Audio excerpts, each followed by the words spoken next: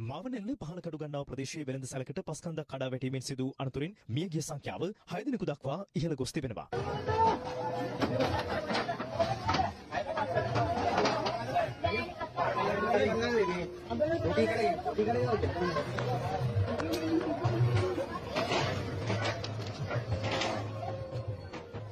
මාවනෙල්ල පහලකඩු ගන්නාව ප්‍රදේශයේ කෙටි ආහාර අලෙවි කරන වෙළඳ සැලක් වෙත පස්කණ්ඩියක් කඩා වැටි ගලක් පෙරළී තිබුණේ අද පෙරවරු 8:40ට පමණයි. අනතුර සිදුවන අවස්ථාවේදී වෙළඳ සැලේ සේවකයන් හා තවත් කිහිප දෙනෙකු එහි සිට ඇති බවට සැක පළ කෙරෙනවා. සුන්බුන් අතර සිරවුවන් සොයා මෙහෙයුම් අද පස්වරුවේත් ක්‍රියාත්මක වුණා.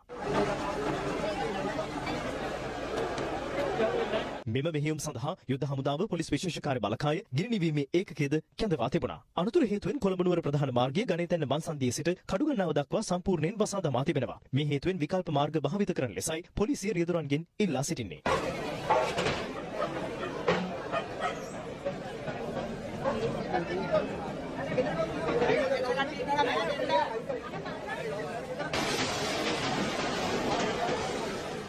කඩේ තියෙනවා මම ඒකේ තේකක් බිබි හිටියේ තේකක් බිබි වෙනකොට දැන් ඕම් ගන්න සද්දයක් මම ඇත්තටම දැක්ක ගල් පර්වතයක් තිබ්බා ඒකෙන් කඩාගෙන ඇවිල්ලා තමයි මේ ගියුඩට වෙట్లా ඒක මම හිතන්නේ ගොඩක් හිටියා ගිය ඇතුලේ ඒ කඩේ මම නවත්තන්නත් හදලා ඒකේ තේකක් කොන්න ඉතින් ඉඳමදින්න මම ඉස්සර කඩේට ගියා ඒක ගලක් කැඩිලා ඇවිල්ලා තියෙනවා ඔව් ඇවිල්ලා පෙරලාගෙන ආවි යර බරගල මගේ ඇසිඩට දැක්කම අවශ්‍ය ඖෂධ 862කින් දැන් ජාතික වශයෙන් හිඟතාවය ඖෂධ 131ක් මෙඩිකල් සප්ලයි ඩිවිෂන් එකේ ඖෂධ හිඟය 218ක් 300කට වැඩි ප්‍රමාණයක් ඖෂධ හිඟතාවයක් තිබෙනවා. ජාතික රෝහලේ ගත්තොත් මේ වන විට පරීක්ෂණ 26ක් ප්‍රමාණයක් නතර වෙලා තියෙනවා. Cardiac surgery, CABG, bypass surgery මේවා වලට රෝහලේ උපකරණ නැති නිසා ලිස්ට් එකක් දෙනවා රෝගීන්ට අරන් ඉන්න කියලා. ඊයේ දන්නවද මිල 1,54,34,745. මෙන්න බිල. ලංකාවේ සෞඛ්‍ය කියන එක දේශපාලන මෙවලමක් විදියට භාවිතා කරනවා. වෛද්‍යවරුන්ගේ ප්‍රශ්න එක් දේශපාලනඥයන්ගේ ෆුට්බෝල් ලෑපටපත් කරන්න එපා කියලා අපි ඒ වෘත්තීය සමිතිය වලින් ඉල්ලා සිටිනවා. ඖෂධ සම්බන්ධ වූ ප්‍රශ්න අපි බොහෝ දුරට විසඳමින් යනවා. අපේ බෙහෙත් වර්ග රෝහල් මට්ටමින් ගත්තාම 50 ගානක අඩුවක් තිබුණත් අද වෙනකොට ප්‍රාදේශීය මිලදී ගැනීම වලට ඇතිතරම් අපි මුදල් වෙන් කරලා තියෙනවා. අපේ රටේ සෞඛ්‍ය ශාස්ත්‍රයේ 76 වසරක කාලයක් තුල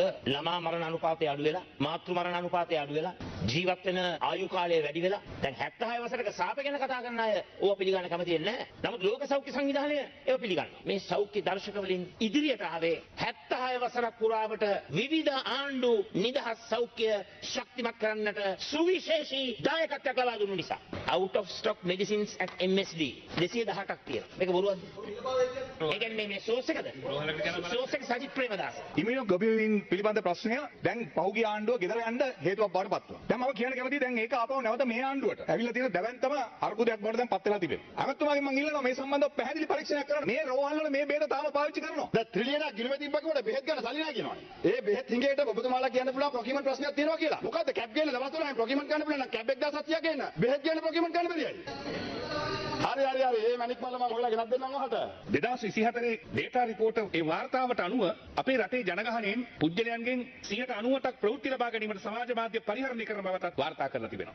ලයින් ඒෂියා සංවිධානය විසින් පසුගිය වසරේ කරපු පරීක්ෂණයකින් හෙළි වෙනවා සිංහල භාෂාවෙන් සමාජ මාධ්‍යයෙන් තොරතුරු ලබා ගන්නන්ගෙන් 3න් 2ක්ම ව්‍යාජ තොරතුරු වලට රැවටී සිටින බව.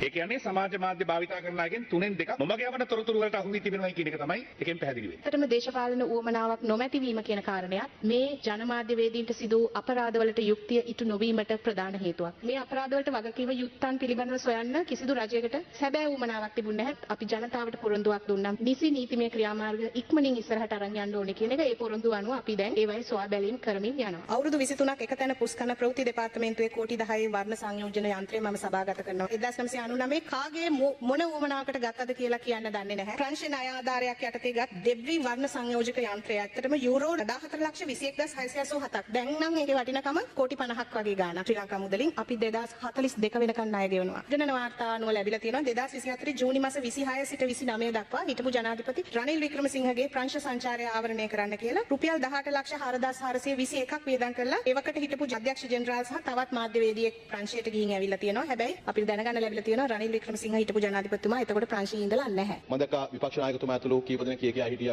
ආයතන වෙන් කරපු මුදල් ප්‍රමාණවත් නැහැ කියලා. අපි මුදල් වෙන් කරන සූදානම්. ආයතන වෛද්‍යවරුන්ගේ දීමන ප්‍රශ්නය පිළිබඳව සාකච්ඡා කරමින් පවතිනවා. මේ සියලු දීමන පිළිබඳ ඉල්ලීම් අයවැයෙන් පසුව මුදල් අමාත්‍යාංශයත් එක්ක සාකච්ඡා කරන්නට අපි සැලසුම් කළා තිබෙන්නේ. 2024 වර්ෂයේදී ආයුධ ඖෂධ සංස්ථාව නිෂ්පාදනය රුපියල් මිලියන 606ක් කරලා තිබුණා. 2025 ඔක්තෝබර් වෙනකොට අපිට පුළුවන්කම ලැබිලා තිබුණා මිලියන 602 දක්වා අපේ නිෂ්පාදනය ඉහළ නංවා ගන්නට. විපක්ෂ සංවිධායකතුමත් ඇහුවා නව මාධ්‍ය ප්‍රතිපත්තිය පිළිබඳව. අමාත්‍යාංශය කරමින් ඉන්නේ ඒ සඳහා පහසුකම් සැපයීම. ඒ මාධ්‍ය ප්‍රතිපත්තිය දැන් අපි අවසන් අදියරට පැමිණෙමින් තිබෙනවා. අපිට ඒ නව මාධ්‍ය ප්‍රතිපත්තිය එළි දක්වන්න පුළුවන්කම ලැබෙවි. ඒ අතරෙම අපි කලාකරුවන් සහ මාධ්‍යවේදීන් වෙනුවෙන් කොළඹ අවට නිවාස සංකීර්ණයක් ඉදි කරමින් පවතිනවා. ඖෂධ හිඟේ පිළිබඳව මතක තියාගන්න. මමද සෞඛ්‍ය අමාත්‍යවරයා හැටියට මේ අයවැය විවාදයේ පිළිතුරු කතාව කරන්නේ ඉතිහාසයේ වැඩිම ඖෂධ ප්‍රමාණයක මිල අඩු කරපු සෞඛ්‍ය අමාත්‍යාංශයේ සෞඛ්‍ය අමාත්‍යවරයා හැටියට. තවම කවරදාකවත් ඖෂධ 350ක මිල අඩු කළ රජයේ සංවර්ධන වැඩසටහන් සහ ප්‍රජාශක්ති ග්‍රාමීය සංවර්ධන ප්‍රවේශය පිළිබඳ දැනුම්වත් කිරීම සඳහා ලංකාවේ සියලුම ප්‍රාදේශීය ලේකම්වරු අද කොළඹට පැමිණියා. ඔවුන්ව දැනුම්වත් කිරීමේ වැඩසටහන අද පැවැත්වුණේ ජනාධිපති ලේකම් ආචාර්ය නන්දික සනත් කුමාරනායක සහ රජ ඇමතිවරුන්ගේ සහභාගීත්වයෙනුයි. අපේ රජයේ ප්‍රධානම